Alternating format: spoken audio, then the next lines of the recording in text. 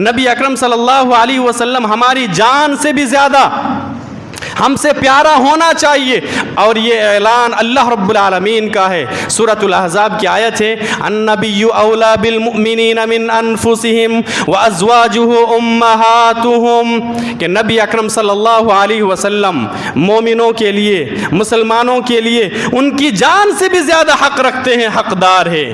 وازواجہ امہاتہم، اسی طریقے سے نبی اکرم صلی اللہ علیہ وسلم کی جو بیویاں ہیں ساری امت کی مائیں ہیں، تو ہم نبی اکرم صلی اللہ علیہ وسلم سے محبت کریں۔ اللہ رب العالمین نے کہا کہ اپنی جان سے بھی زیادہ محبت ہونی چاہیے، اور وہ مشہور حدیث ہے ہم اور آپ سنتے رہتے ہیں، نبی اکرم صلی اللہ علیہ وسلم نے قسم کھا کے بتایا فوالذی نفسی بیدہ لا یؤمن احدکم حتی اکون احب الیہ من والدہ وولدہ والناس اجمعین۔ اللہ کے نبی نے کہا کہ قسم ہے اس ذات کی جس کے ہاتھ میں میری جان ہے، کوئی بھی شخص کامل ایمان والا نہیں ہو سکتا یہاں تک کہ میں اس کے نزدیک اس کی جان سے، اس کے والد سے، اسی طریقے سے اس کے والدین سے، اس کی اولاد سے اور تمام لوگوں سے زیادہ محبوب نہ بن جاؤں۔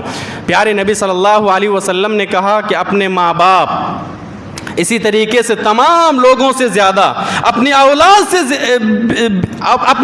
سے بھی زیادہ مجھ سے محبت کرو۔ تو پھر ایسی محبت ہونی چاہیے، سب سے زیادہ نبی اکرم سے محبت ہونی چاہیے۔ وہ مشہور واقعہ اور حدیث بھی ہے، عبداللہ بن حشام رحمۃ اللہ علیہ بیان فرماتے ہیں کہ ایک مرتبہ ہم لوگ جا رہے تھے، نبی اکرم صلی اللہ علیہ وسلم بھی، حضرت عمر رضی اللہ تعالیٰ عنہ بھی ہے۔ اللہ کے نبی صلی اللہ علیہ وسلم نے حضرت عمر رضی اللہ تعالیٰ عنہ کا ہاتھ پکڑا، فرط محبت سے ہاتھ پکڑا۔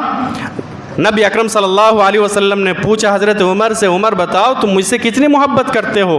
حضرت عمر نے کہا اے اللہ کے نبی لأنت احب الی من کل شیء الا نفسی، یا اللہ کے رسول میں آپ سے سب سے زیادہ محبت کرتا ہوں سوائے اپنی جان کے، اپنی جان سے زیادہ محبت نہیں کرتا ہوں، بقیہ ہر چیز سے زیادہ میں آپ سے محبت کرتا ہوں۔ میرے بھائی، یہ حضرت عمر رضی اللہ تعالیٰ عنہ نے محبت کا اظہار کیا۔ ہم اور آپ ذرا غریبان کے اندر جھانک کر دیکھیں اور سوچیں کہ محبت رسول کے اس اسٹیج پر ہم اور آپ کھڑے ہیں کہ نہیں ہیں؟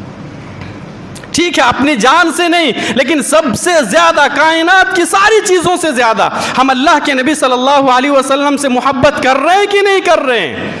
اچھا، حضرت عمر رضی اللہ تعالیٰ عنہ نے جب یہ اظہار کیا، محبت کا اظہار کیا کہ سب سے زیادہ سوائے اپنی جان کے میں آپ سے محبت کرتا ہوں، اللہ کے نبی نے کہا کہ لا والذی نفسی بیدہ، نہیں، اللہ کی قسم حضرت عمر تم مکمل مومن نہیں ہو سکتے ہو، ابھی تم مکمل مومن نہیں ہو، اور جب مکمل مومن نہیں ہے کوئی تو اس کا مطلب یہ ہے کہ وہ جنت میں بھی نہیں جا سکتا۔ جنت میں جانے کے لیے مکمل ایمان کا ہونا ضروری ہے۔